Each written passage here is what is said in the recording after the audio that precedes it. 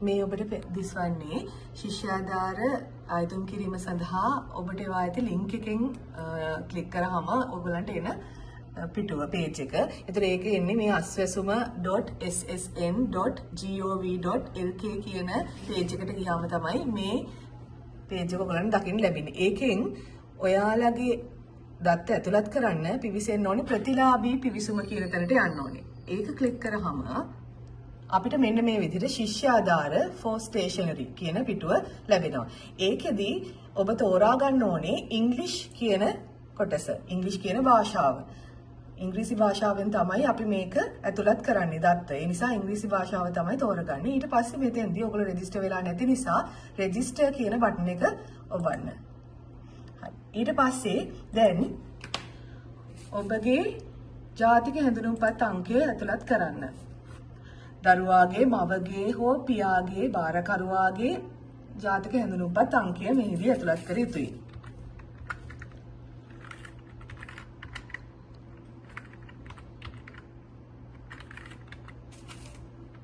V අංක තිබෙනම් V අංකද සමග ඇතුළත් කරන්න. ඉන්පසුව ෆෝන් නම්බර් කියන තැන ඔබේ දුරකථන අංකය කියන්නේ භාවිතයේ පවතින මැසේජ් එන දුරකථන අංකයක් ඇතුළත් කරන්න ඕනේ. මේ දුරකථන අංකය නැවත වෙනස් කරන්න බෑ ඉදිරියේදී. මෙතෙන්දී ඇතුළත් කරන්න ඕනේ නිවැරදිම දුරකථන අංකයක්. බිංදුව වෙනුවට 94 තියෙන නිසා බිංදුවෙන් පසු වෙන අංක සිට අංකවල අංක යොදන්න.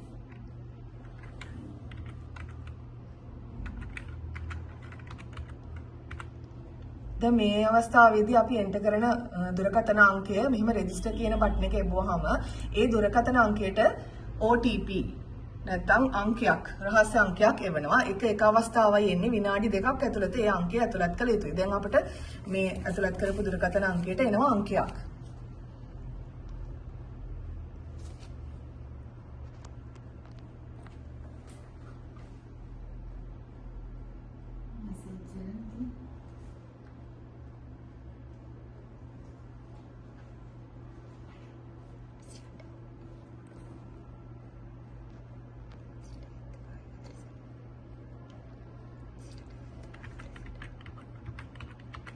ඒ අංකය ඇතුළත් කරාට පස්සුව අපි submit කියන බටන් එක press කරනවා.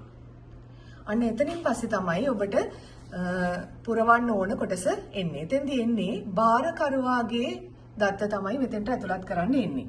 පළවෙනියෙන් මෙන්නේ බාරකරුගේ නැත්නම් මව පියා බාරකරුගේ දත්ත ඇතුළත් කරන්න. එතෙන්දී ඔබ තෝරගන්න ඕනේ පළවෙනි මේක මෙතන එනවා.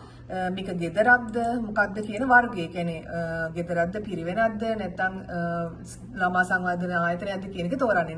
හැම විටම ඔබ නිවසේ සිටින අයෙක් නිසා ඩොමෙස්ටික් කියන තෝරා ගන්න. ඊට පස්සේ ඔබ ඇතුළත් කර ජාතික හැඳුනුම්පත් අංකය ඒක වෙනස් කරන්න දෙයක් නැහැ. ඒක ඇතුළත් කරපු එකම හැමම එනවා.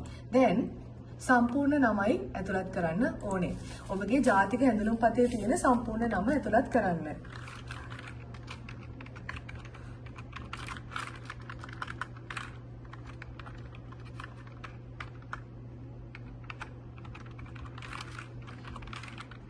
ලේසි නිසා මම මේ වෙලාවේදී ඇතුළත් කරන්නේ මේ සම්පූර්ණ කැපිටල් අකුරෙන්. ඔබට අවශ්‍ය ආකාරයට ඉංග්‍රීසි භාෂාවෙන් ඇතුළත් කර හැකියි.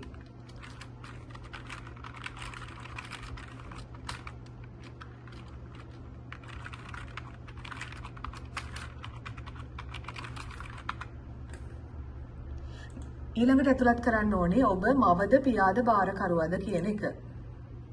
ඊළඟට තෝරා ගන්න ඕනේ ඔබගේ ස්ත්‍රී පුරුෂ භාවය. ඊළඟට ලිපිනය ඇතුළත් කරන්න. ඔබ දැනට ස්ථිරව පදිංචිව සිටින ලිපිනය ඇතුළත් කරන්න.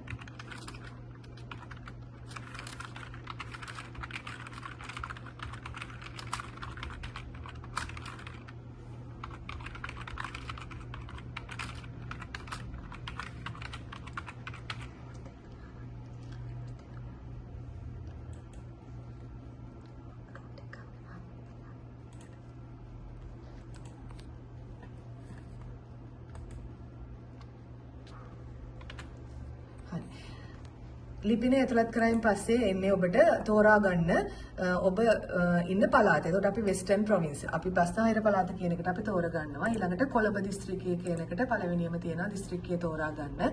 ඒ දෙකම තෝරා ගැනීම. ඊට පස්සේ ඔබ තෝරා ගන්න ඕනේ ඔබ මොරටුවේ ඉන්න නිසා මොරටුව කියන ප්‍රාදේශීය ලේකම් කොට්ටාසය. ඒක ආවට පස්සේ මොරටුව තෝරාගත්තට පස්සේ ඔබට අදාළ ග්‍රාම නිලධාරී කොට්ටාසය තෝරගන්න. මෙතෙන්දි මම තෝරගන්නවා ඉදිබැද්ද නැගෙනහිර කියන එක.